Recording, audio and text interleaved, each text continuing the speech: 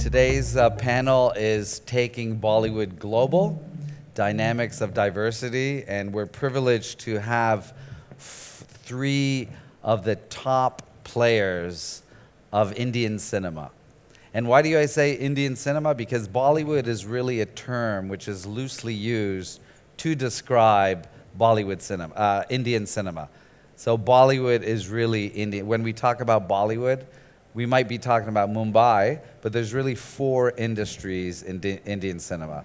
And Bollywood, you know, like Hoover, they say for vacuum cleaners in England, right? That's why we say Bollywood.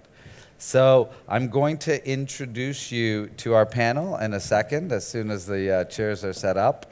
And I think we're ready. So panelists, can you join us on the stage, please? Let's welcome them with a Abu Dhabi welcome. Andre, here? Yeah, perfect, yeah. Hello. So before I introduce you to these esteemed guests, we're very lucky to have all three at once in Abu Dhabi. Why Bollywood? And as a matter of fact, I think this might be the first time the Culture Summit has ever had a session on Indian cinema. And it's really important that we start doing it and we keep doing it because little known fact is, you know, India is a huge trading partner for the UAE. As a matter of fact, it's the third bilateral trading partner for India after China and the US. $60 billion of annual trade.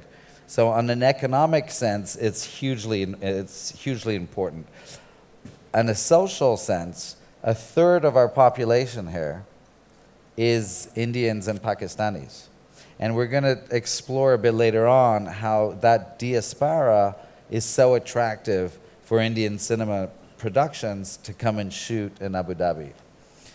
And of course, the third aspect is cultural, which is what this summit is all about. And last February, many of you might know, the UAE and India signed an agreement called SEPA.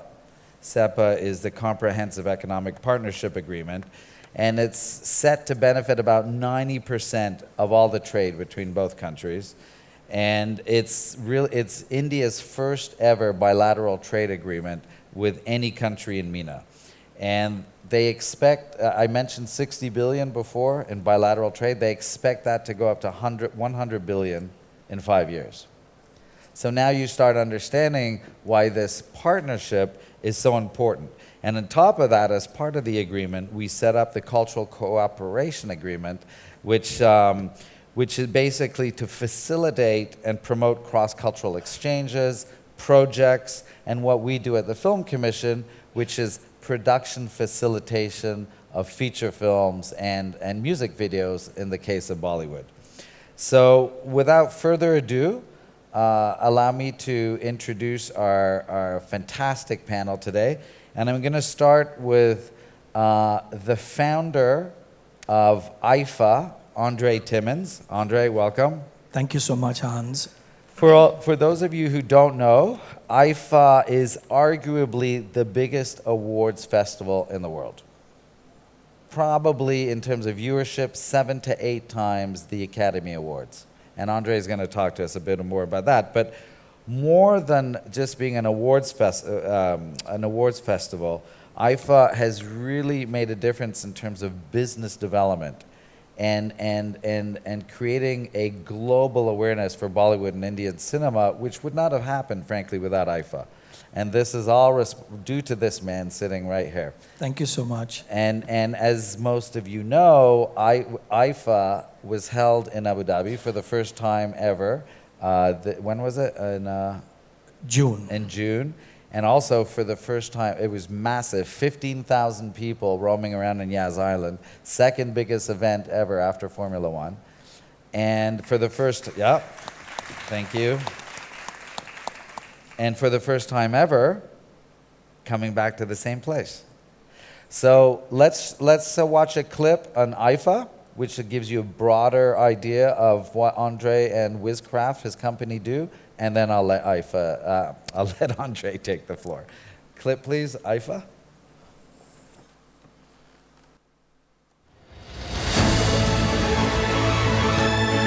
IFA is a celebration of Indian cinema's eventful journey from the Coronation Cinema in Mumbai to the Millennium Dome, London.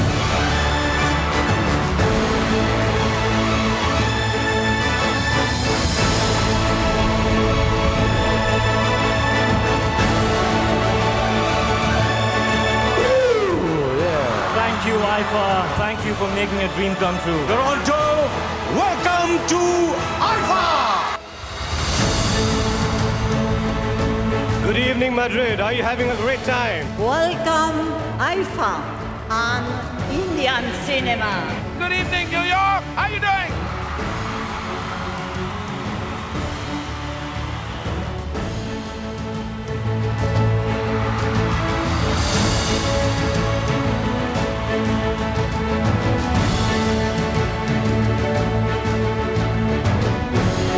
For best picture goes to Bajrangi Bhaijaan.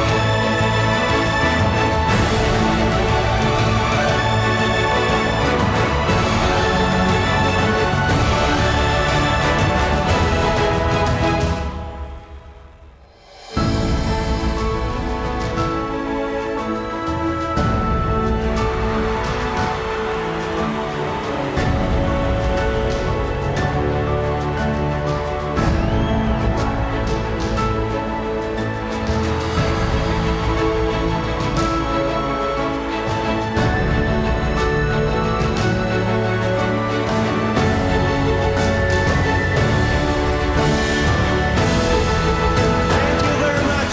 Thank you, thank you. Love you all. Namaste, India, Bharat.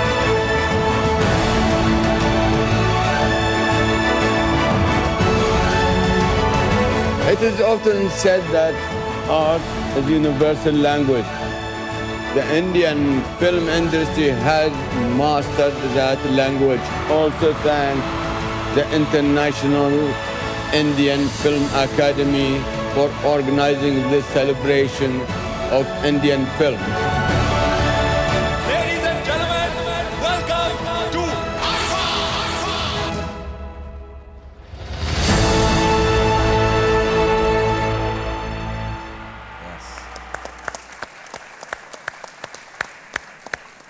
Did you like it, Hans? I love it. I love it. I think we all loved it. How does it feel from your seat, being the Well- creator of all this? Well, I think, if we go back and see, one of our main aims of taking, as you know, cricket and Bollywood are two religions in India. And at the time of the year 2000, we thought that we would like to venture out in cinema because all about storytelling, taking cinema to the world, basically, taking Bollywood to the world. And as you know, we have a huge diaspora around the world. And all the second and third generation people, right, watch cinema, and that's how they get to know about their country.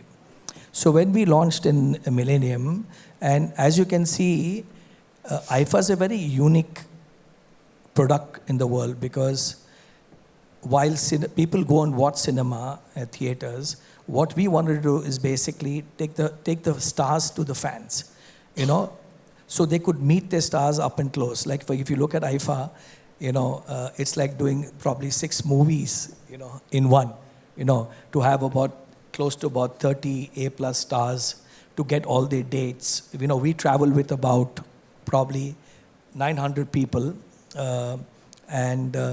So what you look at IFA is now it's become more like a moment, right? People use it as a platform, and we started developing tourism. So there's a huge influx, right? Because we go out to about close to 800 million people, 100 countries, 1.5 billion impressions, right? Okay.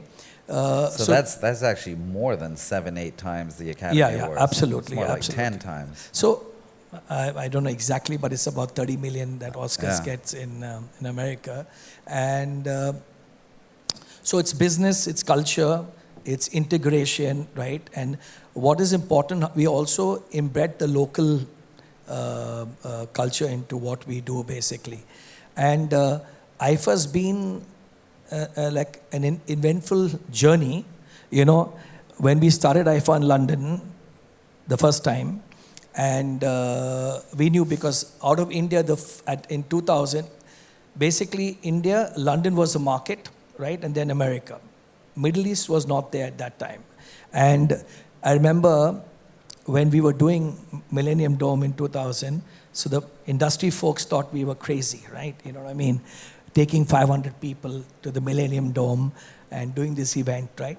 But when we did our press conference with Mr. Bachchan there and everything, we got a great response. You know, we were on BBC, Sky News, to such an extent that actually Angelina Jolie agency called us up, said that she wants to come and see the event. And that year she won Best Supporting Actress at the Oscars. So we had people like Jackie Chan, Thora Birch, Angelina, and she loved it, you know. She wanted to know more about Hindi movies, and, you know, she gave an award away with Shah Rukh, and then Shah Rukh gave her most of her films, like, you know, as what he had done. So that was the starting of a journey. The first Madame Tussauds was Amitabh Bachchan in the year 2000. So IFA's done a lot of first, you know, and only if you see as we go forward, as we grew, right, from London, we went to Sun City in South Africa, and the apartheid had just got over. And I remember talking to the folks about seeing whether we can screen a movie, right? And at that time, Lagan was there, you know, and we went to Ashutosh and Amir Khan and everybody. So, you know, Amir Khan doesn't go to awards, but we kind of told him, you have to come. And they had not bought a Hindi film. This was the first Hindi film that Stir Keniko bought. And we showcased Lagan in Sun City. So it became a 2-day weekend, right? And great response there. So we've taken IFA to places whereby first, you know, you have to kind of look at the fact that who you're working with, what do they want, right? And how can we build a market for our cinema?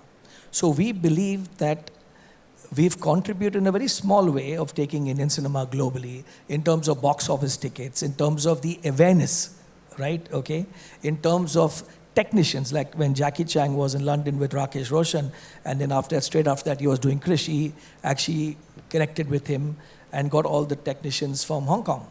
So it's been a long journey, you know, I can keep telling you. And then I remember Stir Keniko bought close to about 30 films that year. Okay. You know, and they created a Bollywood map in South Africa. Yeah. We got Rakesh Roshan I was telling Kabir and Ashish that the starting of rebates, right, was from Singapore, where we got the government to kind of build a $10 million fund, right, and for India only, and for Indian film, basically. In Singapore. In Singapore. And the first movie they shot was Krish for 45 days. And Rakesh got paid $1 million in his bank, you know, before, right? And then we did Dawn with Ritesh. Ritesh got about 1.3 million. Roy got about 1.5 million. So IFA has always been like a catalyst, you know, that soft power of our industry. And what we've seen is, and, you know, thanks to Kabir and Ashish, you know, the film industries have, you know, kind of supported us a lot, because, you know, end of the day, you need their support to build what you're building.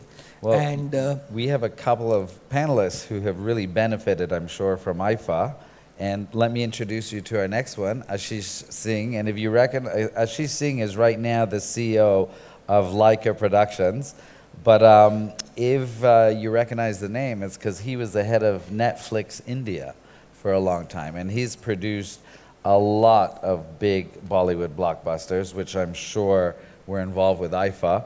And before I hand the mic over to Ashish, we're going to see a clip of one of the blockbuster films he did called Tigers in the Hay, which was shot in Abu Dhabi, and mostly in our back lot in Kizad.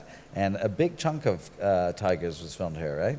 Yeah, hi. Good afternoon. Yeah, we were here for almost 7 to 8 weeks. Yeah. And the construction went on for 5 months. Wow, that's huge. So let's watch the clip, and then we'll take it from there. Clip Tigers, please.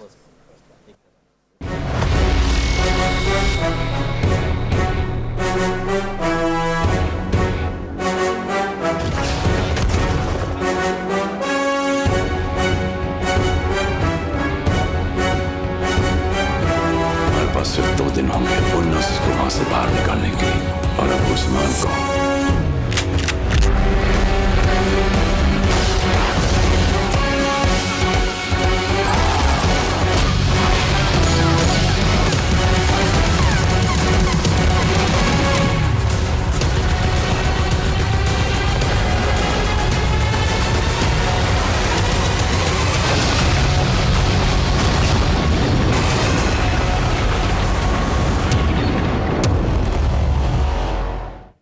Wow.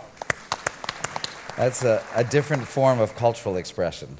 Absolutely. But a very successful one. Yes. So I remember when we first came out with the plan and the schedule, we built that whole back lot that you see, that's still there, by the way. It wasn't really blown up. It's still in Kizad in 100 days, am I right? Yes, absolutely. So it took us about more than 4 months actually to construct it. And this is probably the biggest set that Yashraj Films has built anywhere in the world. Wow. So it was quite a very big achievement for us to do this. And the best part about putting this set was that we had people from all cultures working on it. Right. So there were a lot of Indians, a lot of people from Pakistan, Bangladesh, of course the local people were there. It was a fantastic experience of getting so many people together. And then later when we saw the set, it was huge. Massive. When the actors came on the set and the support that we got from Abu Dhabi Film Commission and 2454 was tremendous. Our actors have never felt so taken care of anywhere in the world. So full credit to you guys. We know about the hospitality of the Gulf and the Middle East and Abu Dhabi, but the kind of experience we had while shooting Tigers in the Hay is unparalleled. Well, thank you. And thank you, yes. And another link is the star of Tigers of the Hay, Salman Khan, was also the host of IFA a few months ago in Abu Dhabi. And when I was and he's done 3 movies here, which is extraordinary, really. And I asked him why, because this is also an executive producer. He has a lot of decision-making power in terms of the production, the physical production, where it's going to happen. And I asked him, I said, why do you keep coming back to Abu Dhabi? And he said, because in Mumbai, if I want to close a road, they'd rather close the shoot. In Abu Dhabi, we close the road, they shoot. And so, and that's just you know, a manifestation of what you're talking about, the film friendliness that we've managed to create that starts from the very top. And not just film and TV, but really, as we see the last 3 days, all cultural forms of expression. And to add to this, the military support that we got. I mean, it's very difficult to get military support anywhere in the world. But we got it on the date we wanted and exactly what we wanted. So that also helped the film to look so huge and big. You know, otherwise, there was no way we could have achieved this scale and size in India or most of the countries in the world. Right, amazing. And last but not least, arguably, I think anyway, one of the most famous directors to come out of Bollywood, Kabir Khan. Thank you for coming, Thank you. Kabir. Thank you so much. So Kabir is going to tell us a bit about his journey and how he came here and how he's worked with Andre and Aifa through his films. But first, we're going to show a clip of his very last movie, which was called 83, which was about the 1983 Indian victory at the Cricket World Cup. And I saw the movie. It's a fantastic piece. And it's no longer in theaters, but it's still in the planes. So next plane ride, I urge you to watch 83. It's a great movie. But anyway, we're going to watch a clip right now. 83, please. Well, India must be still recovering from the double thrashing they received from the West Indies and Australia. If they win today by a huge margin, they're still in the tournament. If not, so long. Caps, it's 2 down, Caps. That's another one gone. Caps, 3 down. Kya bachpana hai? Just shut up. This is a disaster. Caps, 4 out हो गए. इतने important match में भी serious नहीं होना है. मजाक की भी हद होती है.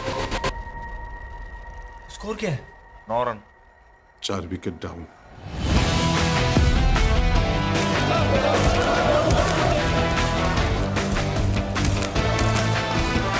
Where is our team bus? No bus here for Indian team. आराम से मारना चिक्का.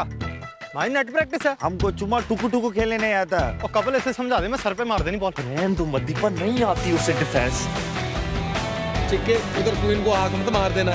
Shrikant. Best of luck.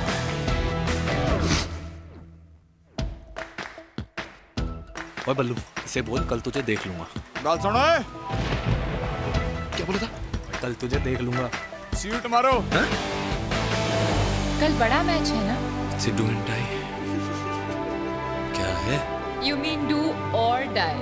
So now in 1983 we come here and our captain says we'll beat the West Indies. Hey, क्या पागल हो गया रे हमारा captain? Gentlemen, line up, please. Everybody look in the lens. What do you think are your team's chances in the cup? We're here to win. To win the World Cup? What are we here for? I don't think the Indians can quite see the ball. It's moving too fast for them. India in big trouble now. 2 wickets down in quick succession. एक के बाद एक बल्लेबाज. Match खत्म, world cup खत्म, कप्तान खत्म. ओए एक मैच तो जीत के जाओ. एक का. 35 साल पहले हम लोग आजादी जीते, मगर इज्जत जीतना भी बाकी है कप्तान. ग्राउंड के पार हमारी लाइफ में कुछ भी हो रहा हो, जब हम ये यूनिफॉर्म पहनकर ग्राउंड में उतरते हैं तो हमारा एक ही मकसद होता है, जान लगा के देश के लिए खेलना. I say before, we're here to win.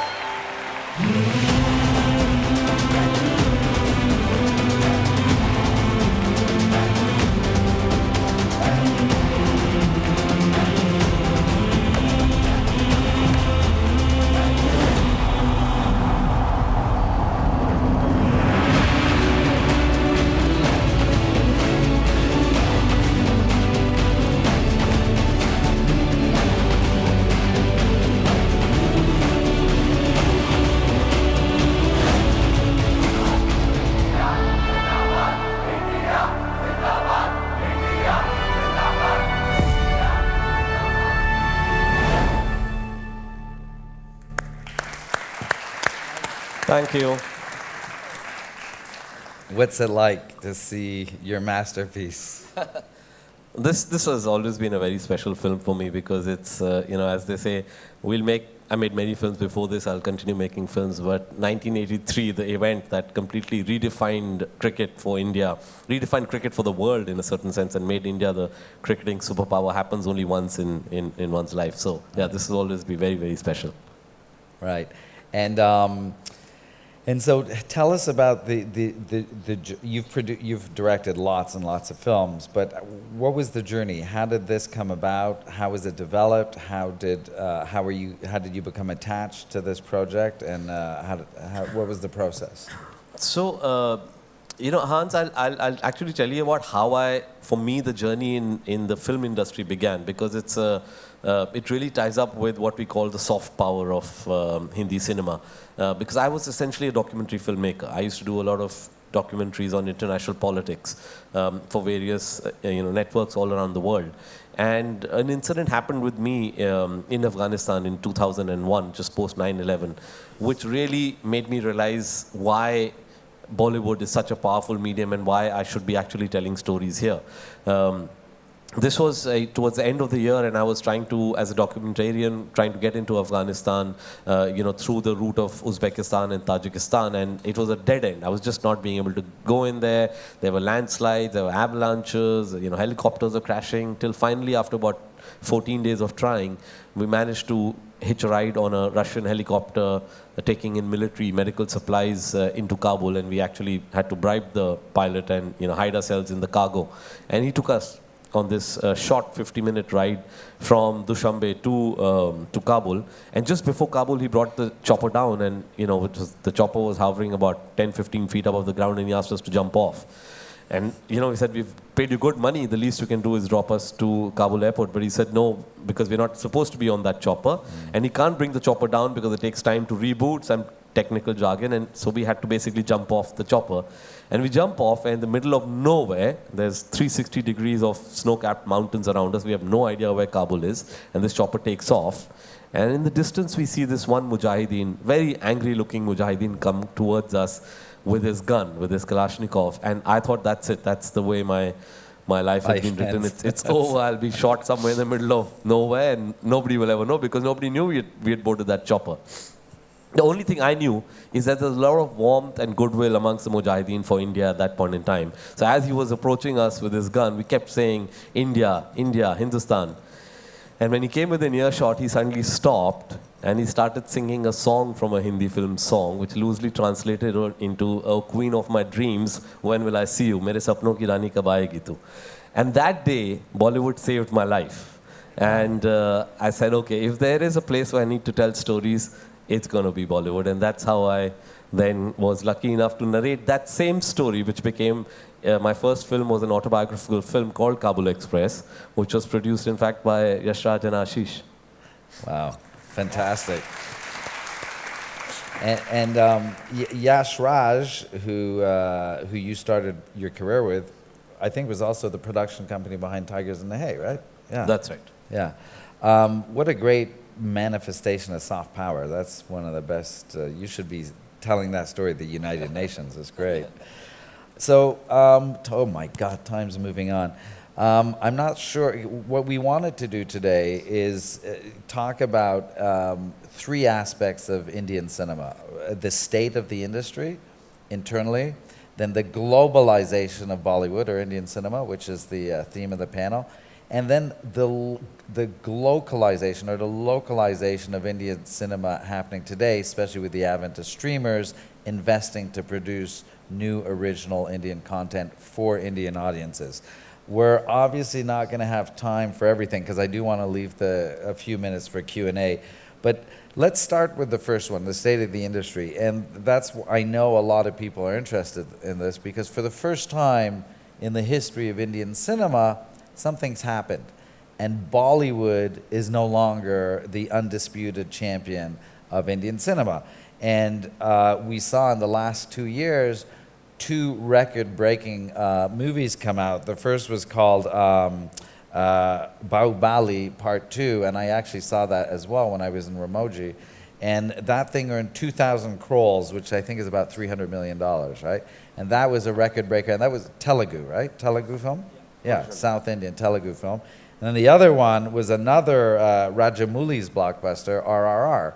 And that, I think, did like over 1,600 crores, which is another, what's that, $200 million. So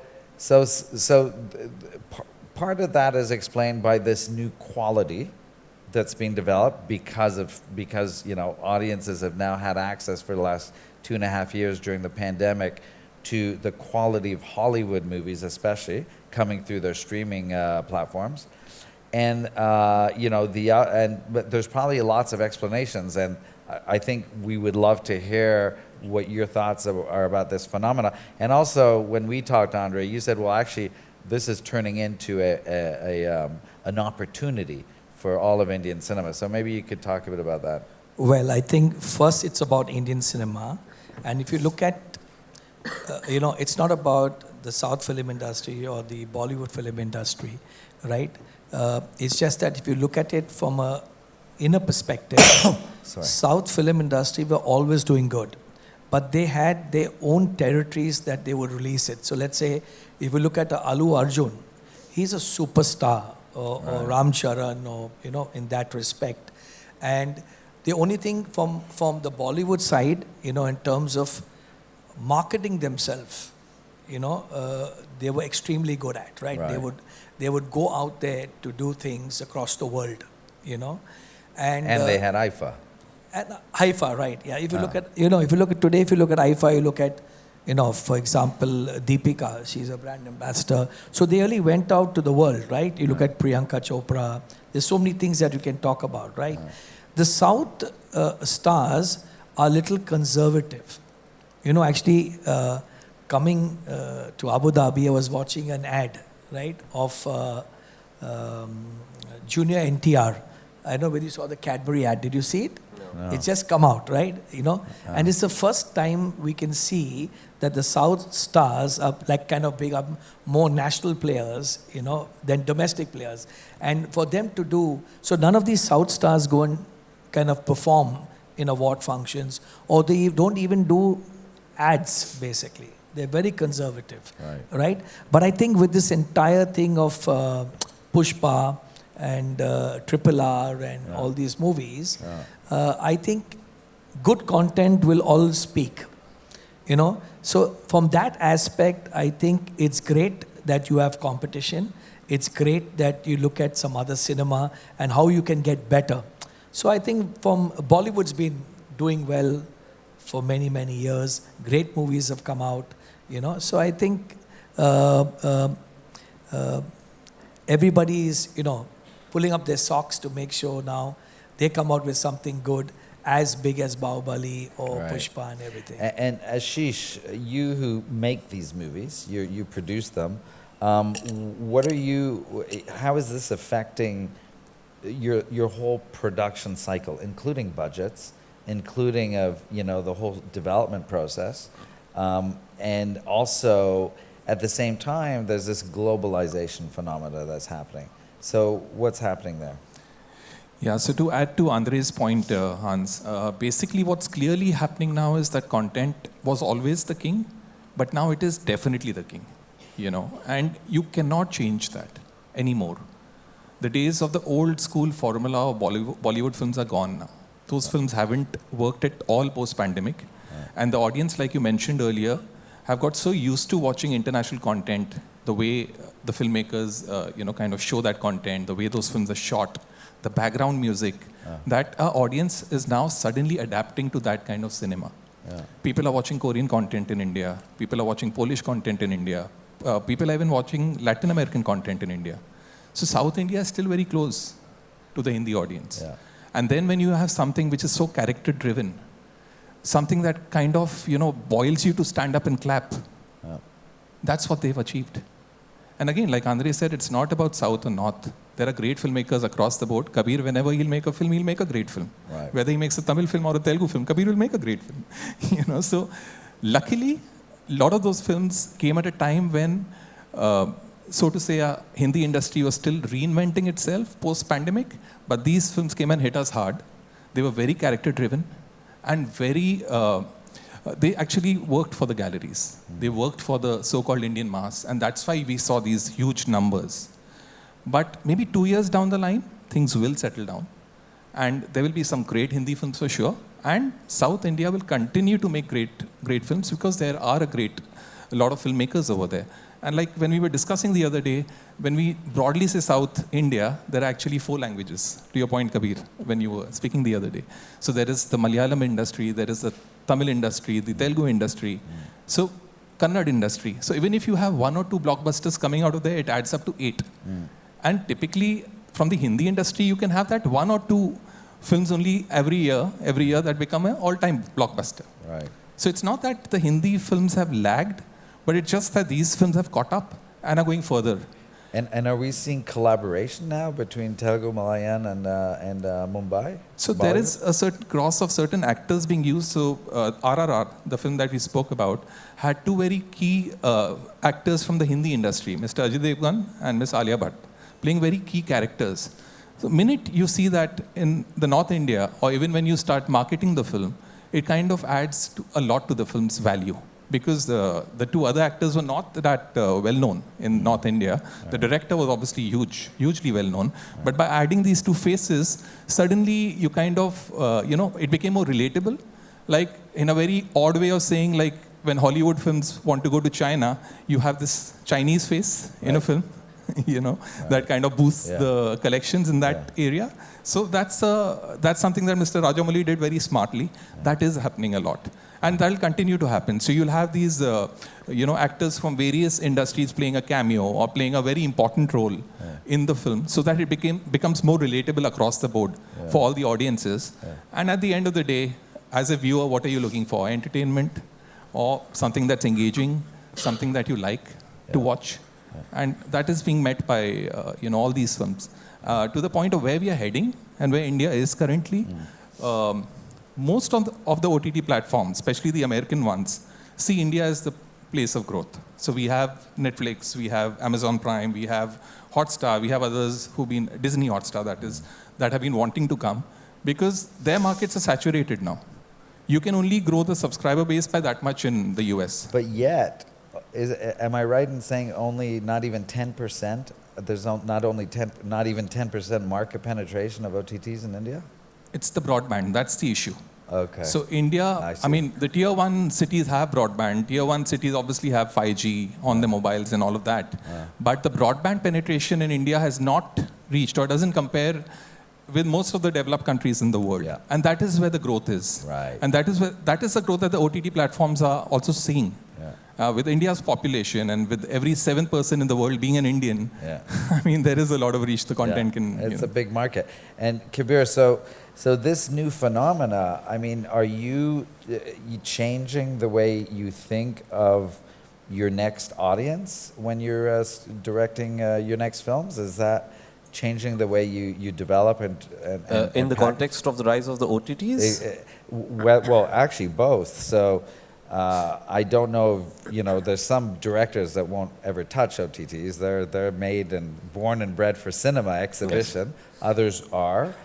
And also this difference between the localization, the adapting the product for the global audience versus your local market. So to be honest, Hans, as a storyteller, no, I'm not recalculating, because I feel that can be a fatal mistake for a storyteller. I feel we are now in a time when we're just getting more platforms and opportunities as storytellers, because you have to realize that at the end of the day, a filmmaker is a storyteller. Now, if that story is being viewed on a OTT platform, or as a lot of us prefer to be first viewed on a big screen, ultimately it's storytelling. So I will never try and change inherently the way I tell a story, because the moment I start doing it for a particular audience, I think I'll fall flat on my face, because I do believe that as a filmmaker, I'm the only person I know inherently, and I should be able to gauge my material through my filter first. The moment I start second guessing, I can go wrong. But in the context of the rise of the OTTs and theaters, I never look at it as a OTT versus theater. I think the world over we have seen that it coexists. Like what Ashish was saying about broadband penetration also. Now you look at a country like Korea, which is the highest penetration of broadband, the most powerful OTT content, even we are watching them all over the world. But along with these two facts is also one more fact: the highest per capita theater going audience in the world. It just goes to show that there is an audience that does like to watch content on the theatre for the first viewing for sure. And then they will, of course, watch it on OTTs because that's where our content lies. After the first 5, 6, 7, 8 weeks of a theatrical run, it's going to lie there on the OTT platforms to be viewed. So as filmmakers, I don't think we are going to be recalibrating the way we tell story. But yes, what we might do, and we should probably do, is be able to recognize, is this story inherently better to be first placed on an OTT and not be released to the pressures of the box office, which these days is uncertain.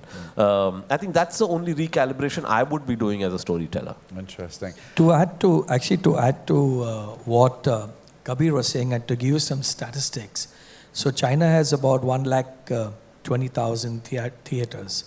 We have about 15,000, and any good movie that goes out first, correct me, is about 5,000. Yeah, 5,000. 5,000 screens. And we are seeing, companies merging together. We have PVR and Inox coming together, and they're building more screens. So the scope right now is tremendous. Theatrical will always be there. You know what I mean?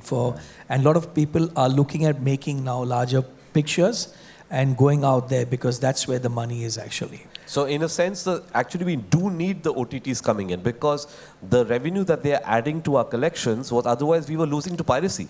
Because the problem is that we are still only reaching 5,000 theatres, which is we were reaching less than 3% of our population to theatres, or for a blockbuster film. Right. So at least OTT has allowed us to reach to a larger audience and we're monetizing that. Otherwise it was being lost purely to piracy. Yeah. Wow.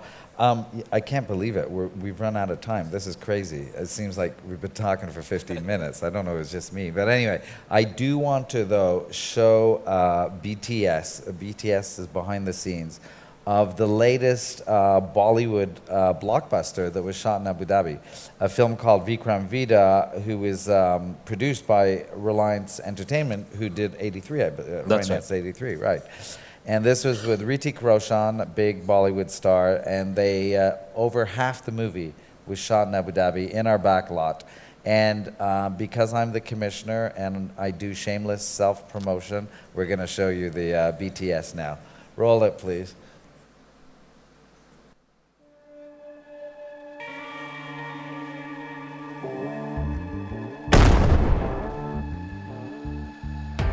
So since we opened Abu Dhabi Film Commission 2.0 at the beginning of 2020, it was clear to me that Bollywood was one of our major markets. And we'd been talking to Ram at Why Not Films and also Vivek Agrawal, the producer supreme at Reliance, for quite a while. And we'd been chatting about this remake of a 2017 Tamil film set in Chennai called Vikram Vedha.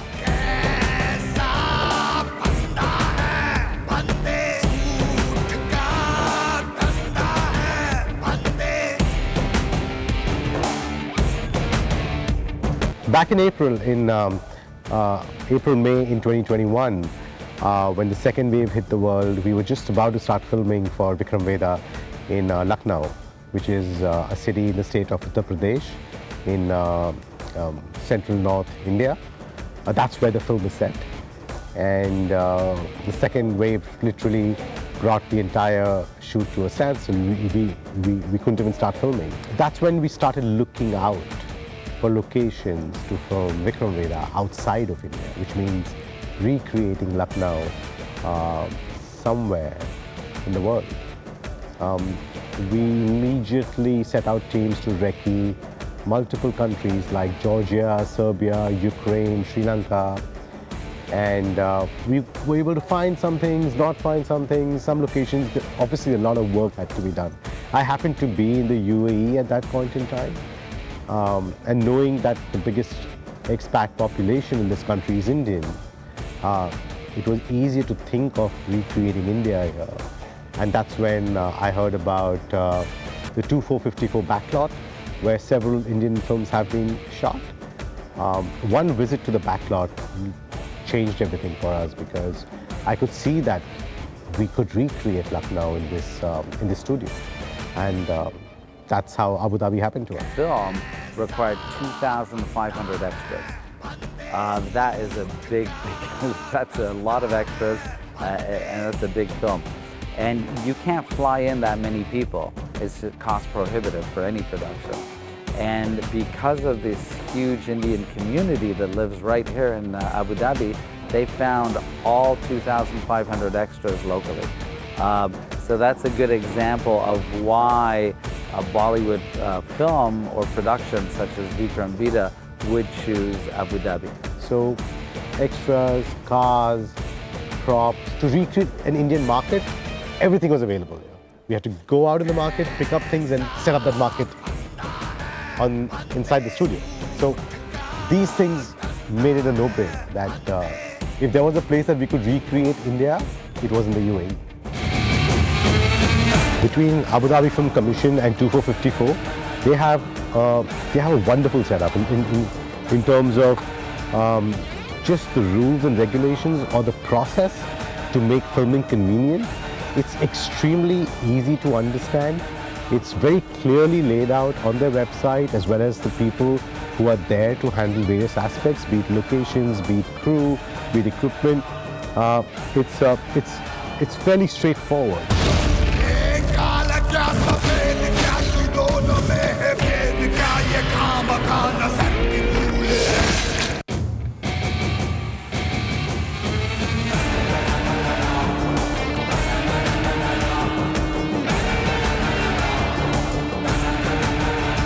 This experience has opened my eyes to an extension of India.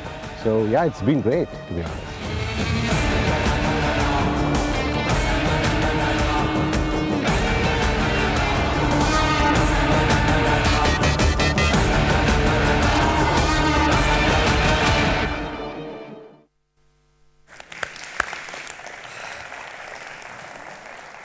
Unfortunately, that's all we have time for, but our panelists will be sticking around if you want to talk to them, ask them questions in the foyer. Thank you, Andre, Kabir, and Shib. Thank you so much. Thank you.